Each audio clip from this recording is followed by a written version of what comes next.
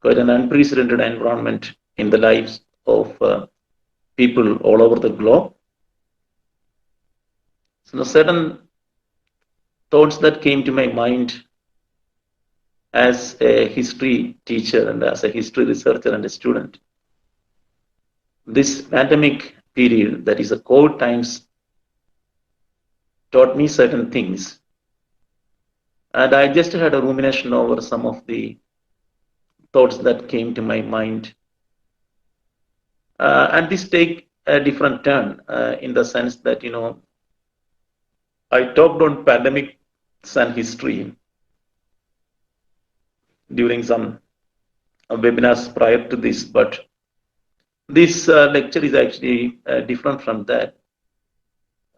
In this lecture, I am trying to address some of the issues that are epistemologically relevant for the method and methodology of writing history. Because pandemics have always influenced the human civilization.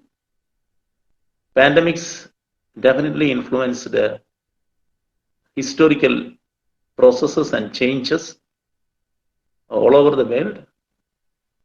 But COVID-19 is different. COVID-19, which takes its abbreviation from coronavirus disease 2019, is very different pandemic in the sense that the world is intensely connected now. Intensely connected in the sense that, it affects the people in the Amazon forest, it affects people in major cities all over the world, in the villages, irrespective of the domain. So it reaches everywhere. The virus has practically conquered the globe as a whole. And all systems have come to a standstill.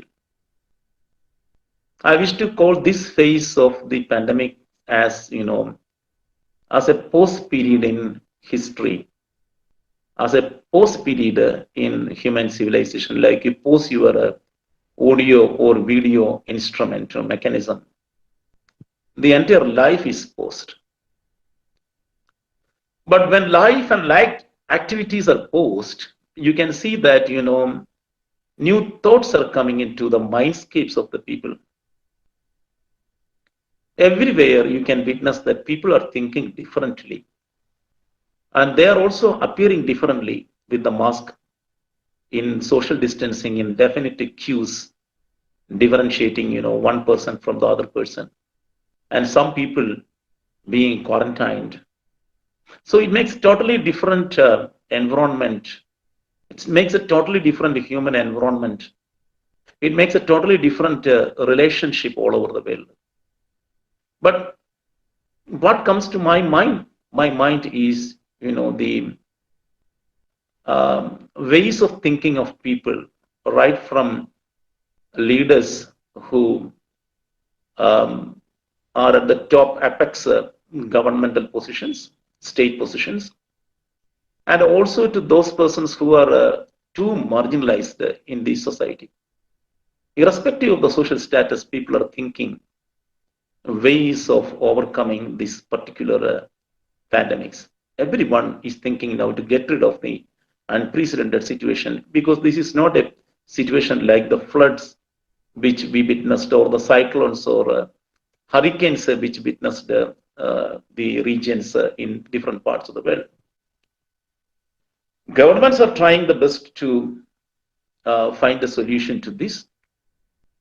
Big institutions are thinking in terms of some structural adjustments in their management. Agencies are thinking. Individuals are also thinking. You can see that the farmers are thinking about, making their product reach the markets, through certain digital platforms. They are also trying to open their spaces in digital spheres. Businessmen are trying for that. Hoteliers are doing a very different job now, because most of them are switching over to delivery of food items to homes. Common workers are also thinking. Teachers are especially, they're very busy with, installing platforms, digital platforms for their online teaching, irrespective of the teacher, whoever be the teacher belonging to the physics department or the commerce or the history department, everyone is busy installing new digital platforms. Doctors are doing a different job, not a different job in the sense that, their attitude towards patients differ in that sense, because they are also they are also confronting a new crisis in the scenario of health management. Builders are adjusting, cinema people are adjusting the environment through taking films, with a very limited crew and not going for external or shootings in external areas. In indoors, cinemas are being shot in indoors. Children are trying to get acclimatized to the new environment. Either they're busy with their hobbies or they're busy with their internet games, whatever be like that. So everyone is thinking the life has changed, the lifestyle has changed in a wide variety of spheres of human life. That's why I told there is no distinction in that. That is why I consider this period as a great post period. And people are also thinking in terms of, thinking in terms of inventing a vaccine for combating and containing this virus, arresting the virus and its spread. So everywhere in the world, the momentum, the activities that are going are deeply connected with the COVID phase of human civilization. No, now you cannot say that this is a post-COVID phase. This is a COVID phase in that sense. And now, when confronted with this, a whole new culture of relations and relationships have emerged. New motives have emerged. I used to abbreviate, the present social lexicon or the culture of the present globe as MSDQ, that is, mask into social distancing into quarantine is today's world. You have the mask as the motive, as a symbol, which differentiate you from what you were before March 23rd, the cutoff date, the day on which the lockdown was, declared in India, March 24th. So on March 23rd and March 24th, you are two different human beings. Wearing a mask, people are everywhere, people are wearing masks. People are coming with new types of masks. For example, people in the Nilgiris, the Toda tribals, they have come with new embroidered masks, and they are selling it through their, in the Amazon forest, poor people are using banana leaves, steamed banana leaves to cover up their faces because masks are not available there. So the mask culture, actually, the mask culture denotes that your identity, that the face identity has changed, in that sense. It's very difficult to recognize people in that sense.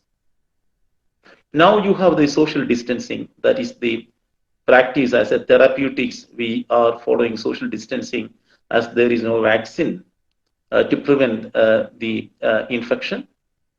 And you also go to extreme forms of social isolationism, which you practiced in the medieval times or in the early medieval times, the quarantine.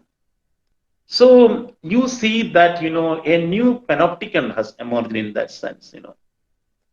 It can be compared to a new digital architecture of surveillance. A new digital architecture of surveillance is there. And there comes the importance of the terms and terminologies that you use now. That is the mask, the social distancing, or the quarantine, or confinement, whatever terms and terminologies which we use today in the daily life, where that carries a much cultural weight on its part. In that sense, the history of the present is deeply connected with the past through these terms. For example, in the 1970s, in the post-1970s, we came to confront with a new consciousness, which is called the planetary consciousness, arising out of the need to save the planet from environmental, disastrous environmental crisis in that sense all over the world. So we know that how the lexicon developed with the establishment of the British rule in India, how a new, what you call arrangement of words came, like forestry department, supervision, control regimes, and particular scientific terms which they used in order to denote that to describe the kind of environment in India. So every time, that's why I wish to revert to the 1970s. In the post 1970s, you have a number of books authored by great historians on environmental history, because every time the present has got a much bearing on the art of writing, art and science of writing history. So the present lexicon, the use of new words, repeated use of new words, which we were using these words earlier in a very different terrain, but now this is very much inextricably connected with your sensibilities, your mindset and collective consciousness. So I argue that lexicography and historiography in that sense goes hand in hand, because the art of writing history, the science and method or methodology of writing history, is deeply entrenched in understanding the meanings of certain words, not in the common parlance, but historically. So that is why MSDQ, mask, social distancing, and quarantine are very crucial terms for understanding historiographical departures which are going to happen in the COVID, in these COVID times, and also in the post-COVID times. When I say the post-COVID times, I'm rather hesitant to use the term post-COVID times, but post-COVID times in the sense that, once this COVID scenario is over, I don't know at what time that is to happen, because vaccine has not been, invented so far in that sense. But anyway, human civilization will overcome these times, and we will have a post-COVID times to denote a different kind of world in thinking, in mentality, and in practices. So what will be the fate of history in those times is the concern of this lecture. Now, I am paraphrasing, I am schematizing my lecture into three different segments. The one is that, you look at the way in which the environment in the archives changes. What was the historian or the researcher, historical researcher, or the student doing in the archives in the pre-COVID times, and what the historian and the researcher is going to do in the post-COVID times? So is there any difference between the historian of the pre-COVID times and the post-COVID times, before March 23rd and after March 24th? I see that there is an immense possibility of understanding the documents which are there in a different manner after March 24th, that is in the post-COVID period. This may lead to new readings and new analysis of the documents of the past pandemics in that sense. So there is a turn in the archives that is going to happen in the post-COVID times, based on the experiences of the historian. Historian was also a person who is living in the COVID times. So naturally, he will also have an experience of living in the COVID times. So what is going to happen is a turn in the archives, means, a turn in the mindset of the historian, a turn in the approach of the historian towards the documents is to happen in the post-COVID times. How the historian experienced the pandemics in the world, and how he look at the records in a very differentiated manner. So the documented histories which are supposed to be dead in the archives, which carry a meaning which was attributed to it by an older time, the olden time, that is being presented before the historian who is living in the present in that sense.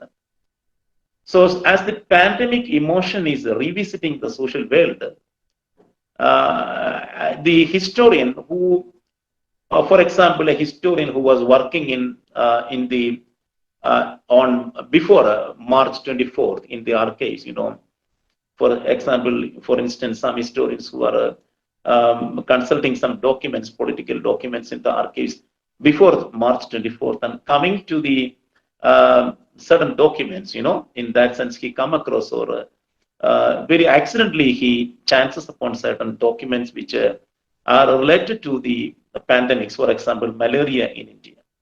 But a historian is concerned about, the researcher is concerned about, the documents related to, for example, the national movement in that sense, maybe the civil disobedience movement or the Quit India movement in that sense. But when he or she comes to see, chances upon these document, that is a document which is related to the pandemics or policies which were taken by the government to contain malaria, or smallpox, or any other kind of contagious disease like the plague. Naturally, he may read it for some time and leave it there because that is not his business. That's a way in which the historian think in that sense. Because my problem is not the problem of malaria. My problem is not the problem of quarantine. So he goes ahead with his documents like political documents, consultancy files, proceedings of assemblies and such as the regulatory bodies in that sense, or some secret files of the correspondence between government officials, things like that. But once, the same historian going to the archives in the post-COVID period, that is after March 24th, imagine that the archives is open now. When you go to the archives now and when you encounter, when you came across some of the sources were related to some sort of pandemics or the governmental regulations which were to control and contain the pandemics, naturally, the historian gets interested in that. The researcher, because of his experience in the COVID times, because of the experiential element of history in him, naturally, there is a tendency on the part, there will be a tendency on the part of the researcher to go through such documents and, if possible, to integrate that document with the political history that he is engaging with that. So, the borders of political history or his impression of the sources, his understanding of the sources gets transcended into other borders also. So that leads to a crisscrossing or a cross-fertilization of ideologies and methodologies and approaches in historiography. So this is a point I wish to move this point because the archives sometimes, present a present tense inside the archives. Usually the archives turns to be something like a new laboratory for the historian. So usually the archives, talk to you in the past tense, but the archives at this particular point of time talk to you in the present tense because you are an experienced person with the pandemics. So the records which are there concerning the pandemic, concerning an infectious diseases, concerning malaria or plague, whatever be the files that come across you, accidentally or by chance, may impact you on a very significant level, on a higher level of signification in the post-COVID period. This is the environment of this leads to changes in the environment of the archives. The architecture of the archives or the mental apparatus within which you work in the archives is a different one now in that sense. So that is why in the post-COVID period, there will be a tendency, there will be a realization of old pandemic. I'm not saying that, people are going to do research or, they're going to proceed with research in the coronavirus pandemic this period. But the thing is that generally the interest of the historian is determined by certain structural changes in the society. The episteme has changed in that sense, The notions about the documents, past documents have changed. The notions about approaches to historical problems, definitely that will have a tremendous impact, and that will definitely change in the post-COVID times. So the first thing that I argue is that the environment inside the archives itself will be a different environment, felt environment for the historian in the post-COVID times. And naturally, the experiences of the historian, makes it possible for a new reading of the documents which are, housed or conserved in the archives. Because that is very interesting to note that, this happens everywhere. This happens everywhere. That is why, depending on the periods, there is a period classification of historiography, Foucault, who lived in the 1960s, 70s, and 80s, had he lived in the 18th century, he would not have been a Foucault like as we feel and experience today. Because the context of the present of the 18th century or the 19th century will definitely impact the context of the historian. And that will definitely impact the text of the historian too. So every time you can see that such histories have definitely led to immense changes in the methods and methodologies and approaches of the historian. For example, as I told you about the emergence of environmental history in the 1970s all over the world, and in 1980s, especially in the context of the forest regulation, the forestry bill of 1980s, which led to serious debates in all over India, all over Indian nation, regarding the pros and cons of reservation and how it affects the poor people or the people who are surviving on forest resources. In that sense, that led to an interest in forest history. So the context is going to impact. So that is why I tell you that the archives and the documents are going to tell a different story in the coming days. And new studies in that sense will definitely emerge, where you can see and experience how the documents talk to you differently and how you approach the documents differently. Because the document which was supposed to be the creation of a different context is encountering a context which is similar to that. So the historian who is going to the 14th century records, standing in the 21st century, may feel more emotionally attached or sensitively attached to the documents of the 14th century, which we deal mainly with the bubonic plague and the Black Death. So that is one point which I wish to stress here.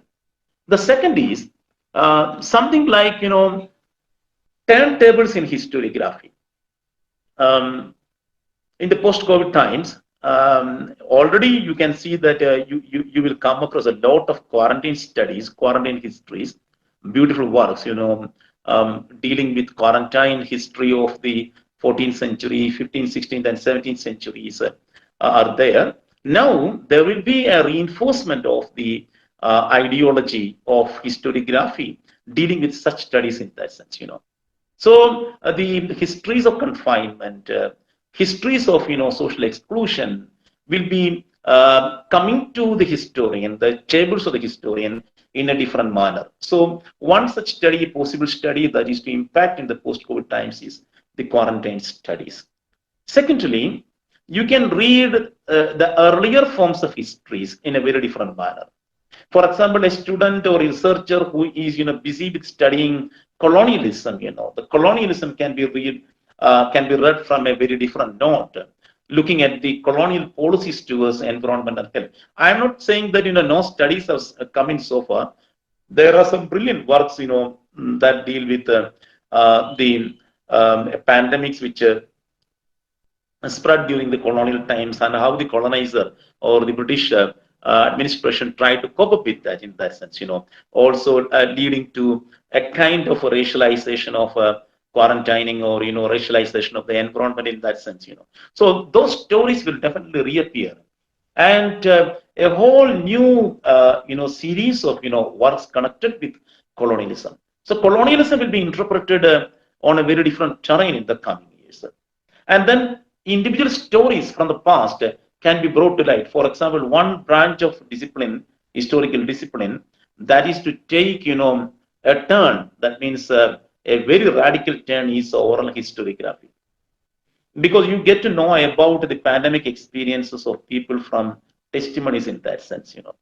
So one thing that is sure and certain is that people will definitely try for understanding such pandemics, such infectious diseases, or a disease, a localized infectious diseases, something like the chikungunya, which spread all through Kerala in the 2007. So such local issues will also be problematized in the coming days. That will tell a very different story in that sense, because next it is said that next to your doorstep there is an archives in that sense. And thirdly, pandemics, quarantine may also lead historians to cope up with new issues like the social stratification in India. Well, how do you look at quarantining of the body, a particular body in India? For example, the untouchables, the Shudras. So how caste factors led to a quarantined social context in India. So I'm saying I am discussing certain possible ways of turning historiography in the coming years. So you cannot say that this is just the pandemic history, but this is the history of human civilization. So another branch, a major branch, which is to receive, an impetus or an impact, will be definitely history of mentalities. No serious works have been engaged in India concerning the history of mentalities, but history of mentalities will be revived in the sense that in dealing with collective consciousness of the people, because one consciousness rules the whole world now. That is the collective trauma. The psychological factor, the fear factor, the emotion. So histories of emotions will reappear. Histories about death will reappear. Histories about new sensibilities will reappear. So a whole new terrain of studies will definitely advance in a more rigorous manner in the post-COVID times, taking cue from the impact of the pandemic on historiography. Now you just for a brief, take a pause and look at, the people, the marginalized people who suffered maximum during very miserable days. They always have miserable days. Miseries are there as their language, but they have suffered immensely, on a wide scale during the coronavirus epidemic, in this pandemic. You can see that people were walking 2,000 to 3,000 kilometers, and something like, you witnessed people in the highways, like the highway citizens. So there can be a tendency among a positive tendency among many historians to deal with the subaltern history on a different terrain. I think even a new subaltern historiography school will develop in order to interrogate the problems connected with these people, the highway subalterns. So new orientations can be there in that sense also. Now, pushing back to new sources, because pandemics always reveal a story which is emotively very intimate in that sense. For example, you have a lot of cinema, movies, and documentaries connected with the plague, connected with the Spanish flu, and such other diseases, all over the world. So cinemas, because the books and the archival documents may not be expressing and may not be transmitting the emotional charge of the pandemic-stricken people, but cinema tell a different story, because cinema tell individualized stories also. Cinema narrates the stories of the health people, doctors, nurses who fought the battle against the pandemic. So there, the pandemic, the virus becoming a villain in that sense. And there are people who try to transmit the viruses in that sense. So there will be a search for these kind of movies like the Black Death, Contagion. You know about the movie Contagion. You know about the Malayalam movie, the virus. So all these movies can also be considered as sources for history, for constructing the histories of the pandemic times in that sense, because that they follow a different kind of representation in that sense. You may think that it is fictive representation, or it's a fiction, matter of fiction. But fiction carries a lot of weight in the time of pandemics. So many novels were written during the time of the great pandemics. For example, on the plague.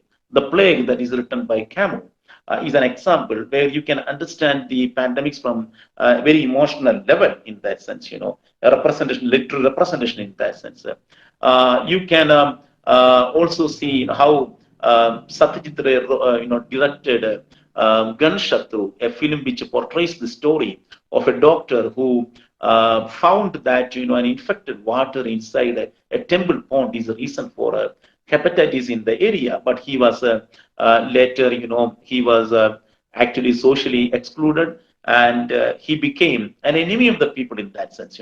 So many films, movies, novels, such kind of literature which carries a different narrative, a narration about the pandemics will be the new sources that will definitely re-emerge. Already people are using such sources, but those sources will be very widely used in the post-COVID times, the films, the documentaries, and such other literary forms. Because for understanding pain, fear, and isolationism, sometimes the visuals tell a very different story in that sense. That's why these kind of sources are very vital. I am implicating about the shift in the interest towards these kind of visual sources, like Hayden White comments about the historiophoty, that is understanding history through photographs and movies in that sense. So this may lead to a new structure and institutionalized management of a visual archives in that sense.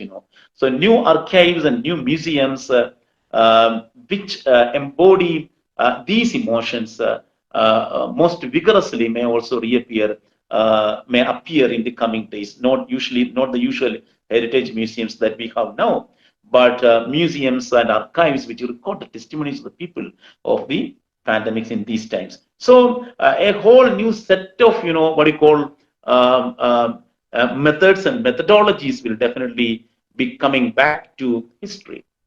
Now, another, I'm highlighting certain tendencies that may emerge in the post-COVID times concerning the writing of history. That's what I'm doing now. And then you can also see that the postmodern theories may be reinforced in historiography, because in the post-second World War period, there was a revision of historiography due to the impact of postmodernism. The notions of progress are criticized. The notions of progress are, found to be false, coming from false premises. So similarly, people can also criticize the notions of development. What we were looking at before in the pre-COVID times, looking at the edifices, looking at the facades of development, that may be brought under a critique of the historian also.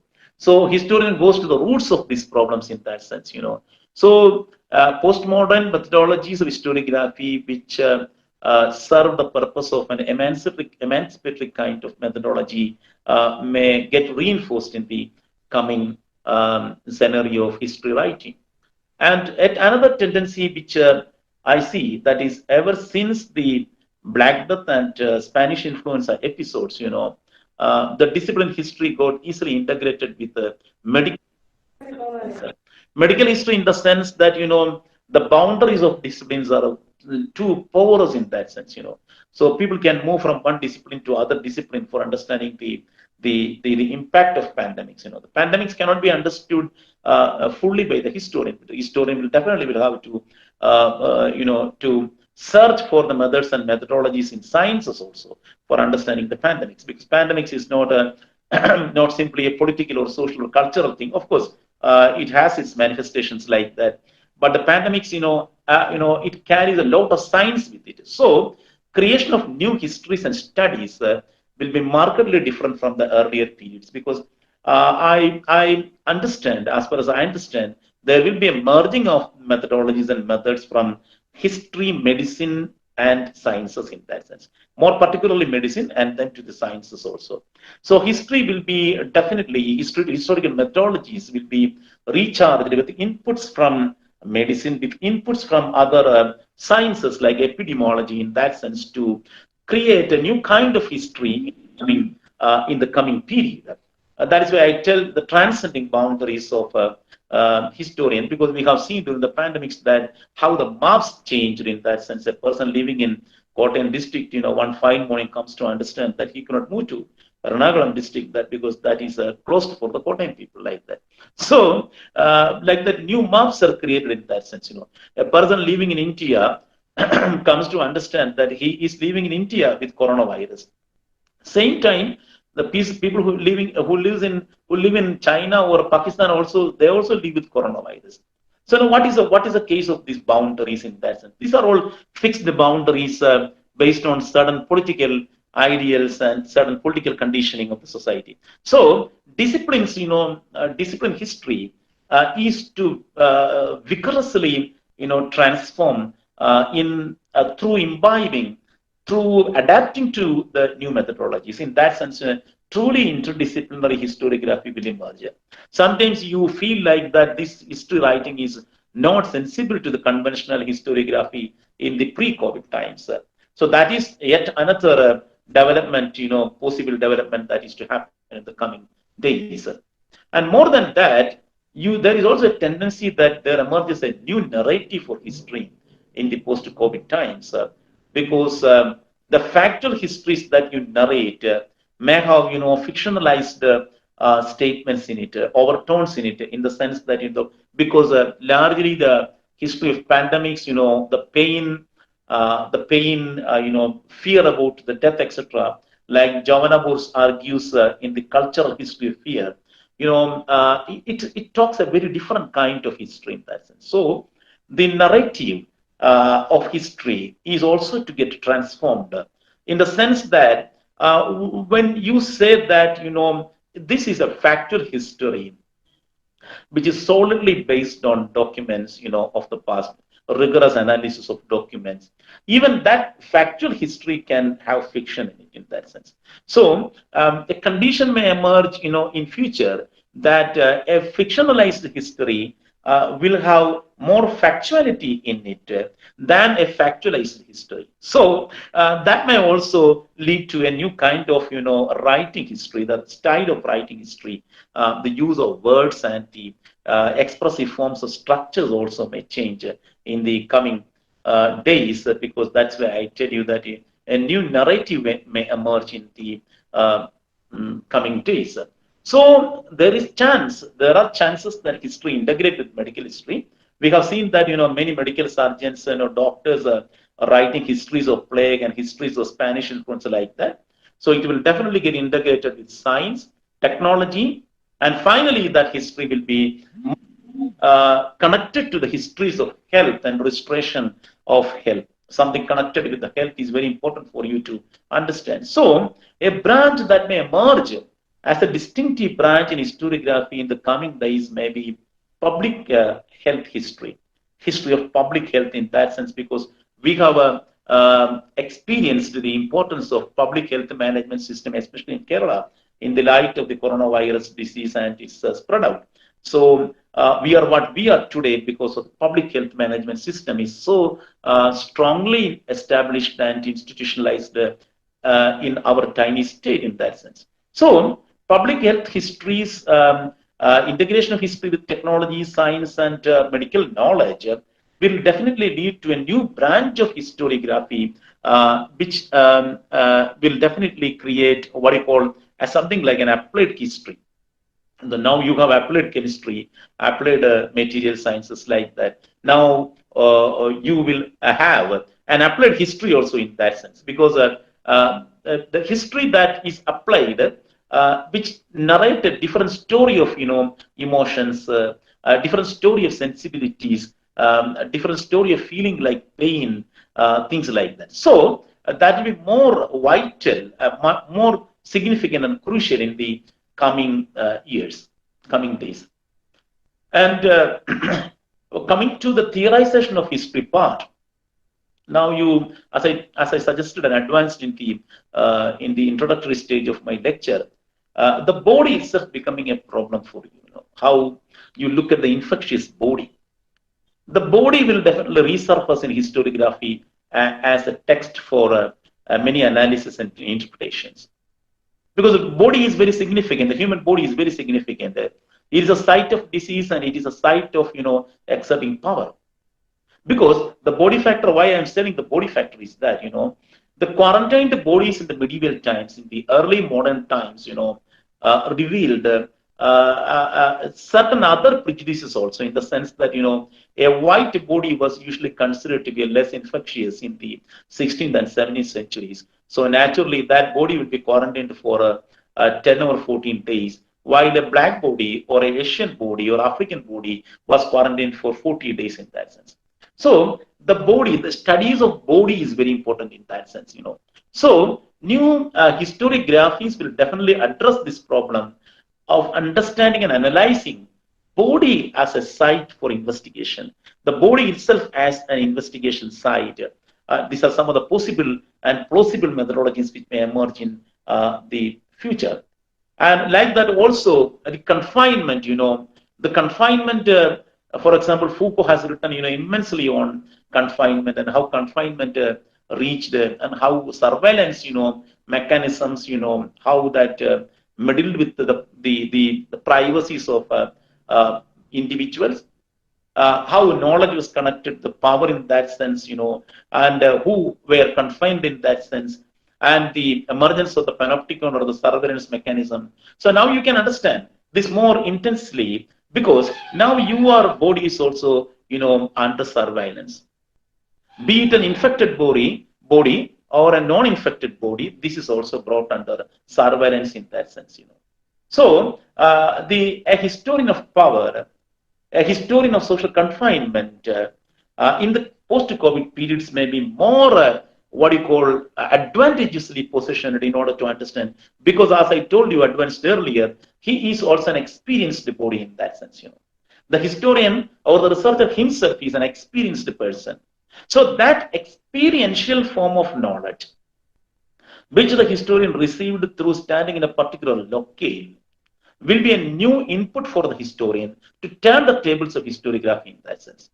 So new theorizations will definitely emerge in that sense, So new theories of surveillance in that sense, what is called digital surveillance, how that can be connected with the surveillance of the prison or the mental asylums, as Foucault argued, So a whole new set of architectures emerged in order to understand the forms of power, notions of knowledge, notions of disciplining the body, so on and so forth.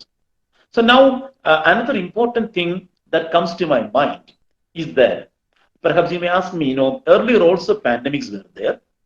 But what is the difference between the earlier pandemics and the pandemic of the 21st century, that is a coronavirus?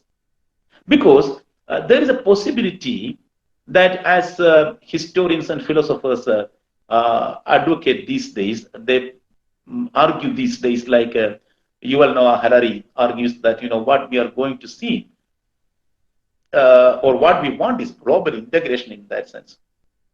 Not global disintegration, but global integration. Because only with the coming of this pandemic, that is COVID-19, that you feel that the world is so connected in that sense. So if the world is connected in that sense, then definitely the discipline of history also will be connected. So there is no point in saying that this is a localized disease, which Kerala is to manage like this. No, it is not like that. A historian or a researcher who is dealing with, such kind of an infectious disease or an epidemic in a particular region is well trained to understand its connectivity all over the world now. So global history, as argued by the Annals School, has resurfaced with an urgency these days in order to understand human historical civilization, crisis in civilization, understand processual changes, understand societal changes. You need to have a connected history in that sense, which ultimately emerge as the total history argued by Fernand Braudel. So these are some of the arguments which I place before you to understand. And I'm not saying that in the post-COVID period, people are going to do maximum histories on the pandemics or infectious diseases. People are going to neglect political history and social history or cultural history. No, the thing is that there is an immense possibility that your political history gets connected to the history of health history of diseases in that sense. That's what I'm saying. Specialized studies also will emerge in that sense. Recently, a student came to me, get for my advice on doing a topic, something like the malaria disease in India, how malaria spread in India. So from a different environmental point of view, we can look at this problem. So there is a tendency. Now, people are thinking in that direction. That will definitely happen. That will lead to specialized studies of, pandemics and these kind of endemic diseases. At the same time, what is my argument is that other kinds of history, like political, economic, social, and cultural histories, also will definitely reflect on the histories of health, on the histories of diseases and histories of pandemics. So in that way also, the fields and subfields of history, because of the new sensibilities, experiential forms of sensibilities, experience of the pandemic, that the lived realities of the historian of today is impacting. Because every history that you write is not the history of the past in that sense. History is actually a discipline which examines the past, but that examination comes from the present context. So every history is presentist in that sense. So the present tense of history is going to be revealed on an intensive term, which will be definitely different from the kind of histories and historiography that you were engaging in the pre-COVID times, because the world is connected.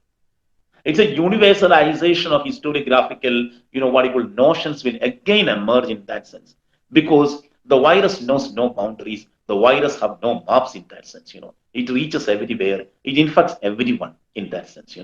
Only thing is that you can have a secluded or what you call a confined life in order to save your life in that sense. But collectively, the collective consciousness, the consciousness of trauma, social trauma, will definitely promote histories, migrate from one region to another region. Sometimes the histories that you take in a macro level can also revert to a micro level histories in that sense.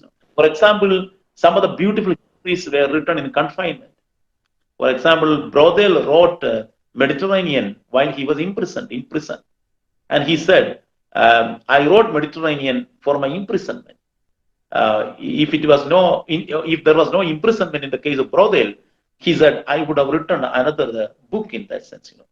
Gramsci wrote on 33 notebooks, which finally culminated as the prison notebook in that sense, while in imprisonment. Rousseau philosophized about many of his ideologies while he was quarantined.